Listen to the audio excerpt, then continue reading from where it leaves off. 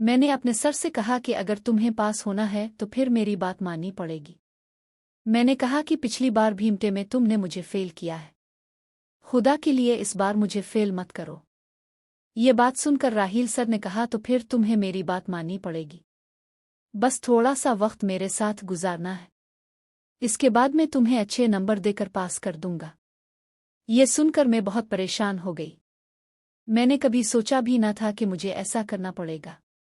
मैं अब मास्टर कर रही थी। मुझे लगा था कि शायद मेरे सब सब्जेक्ट अच्छे नंबरों से पास हो रहे हैं। इसी तरह मैथ का पेपर भी पास हो जाएगा।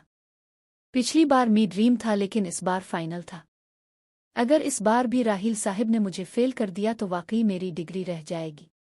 मैंने सर से कहा खुदा के लिए इस बार मेरी बात मान लो। ये बात सुनकर राहील ने कहा तुम्हें बस मेरी ये ख्वाहिश पूरी करनी है।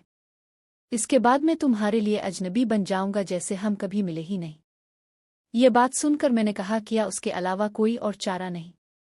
इसने कहा मैं तुम्हें बहुत पसंद करता हूँ सनम। जब से तुम्हें देखा है तुम्हें देखता ही रह जाता हूँ। मेरा दिल चाहता है कि तुम्हारे साथ कुछ वक्त गुजारो।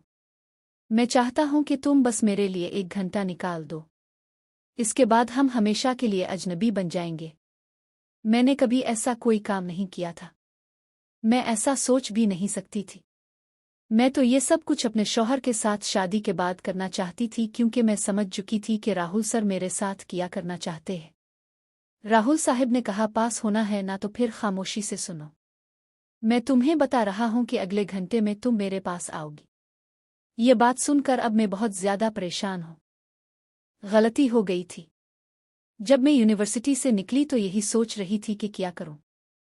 आखिरकार मैंने राहील सर को कॉल कर दी और कहा ठीक है। अब बताएं मुझे कहाँ आना है। राहील ने कहा ठीक है। मैं तुम्हें लोकेशन भेज रहा हूं। वहां कोई नहीं होगा। सिर्फ तुम और समंदर होगा। ये बात सुनकर मैं बहुत ज्यादा घबराई हुई थी। सोच रही थी कि राहील सर की बात मानने के अलावा मेरे पास और कोई चारा नहीं।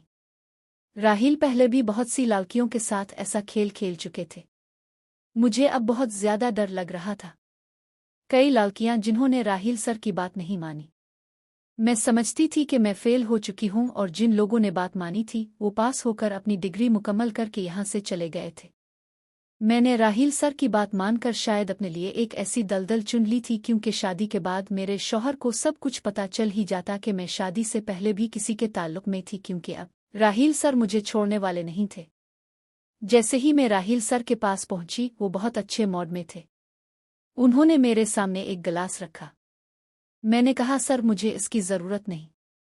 बस मेरे पास थोड़ा सा वक्त है और मैं चाहती हूं कि बस अब थोड़ा सा वक्त मेरे साथ गुजारो और मुझे पास करा दो। ये सुनकर उन्होंने कहा इतनी जल्दी क्या है। तुम यहाँ आ चुकी हो तो तुम्हें परेशान होने की ज़रूरत नहीं। इतने में अरसलान सर भी कमरे से निकले।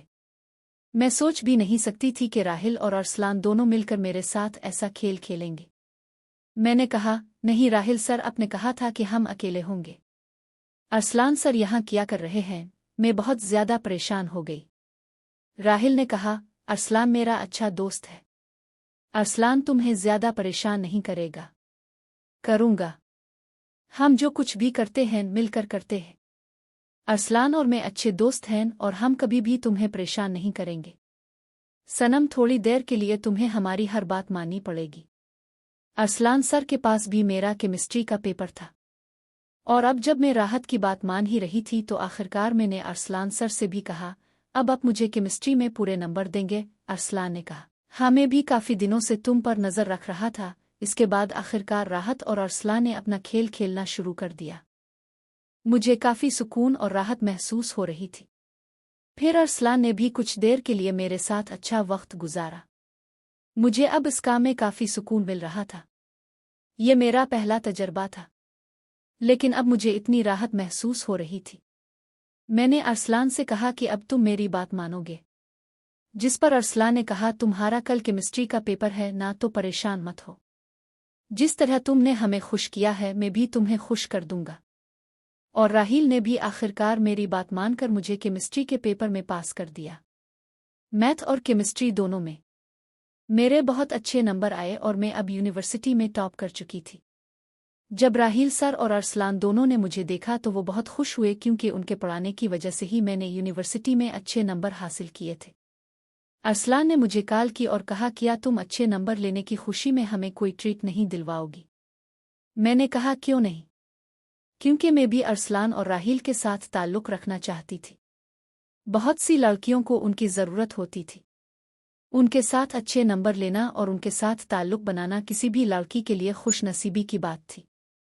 تو یم ہوا کہ میں نے ارسلان اور راہیل کے ساتھ اچھی دوستی کر لی اور پھر مجھے ان دونوں سے بہت فائدہ ہوا۔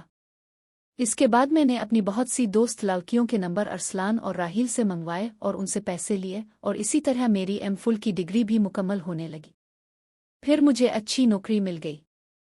بعد میں ارسلان اور راہیل کی باتیں زیادہ نہیں مانتی تھی، لیکن ہاں جب بھی نمبر لگوانے ہوتے تو میں انہیں میسج کرتی اور وہ نمبر لگا دیتے، اور یوں میری زندگی کا ایک بڑا مسئلہ ختم ہو چکا تھا۔ اب میرے پاس اچھی نوکری تھی اور میں اپنی کزن شادی کر کے اپنی زندگی میں آگے بڑھ چکی ہے۔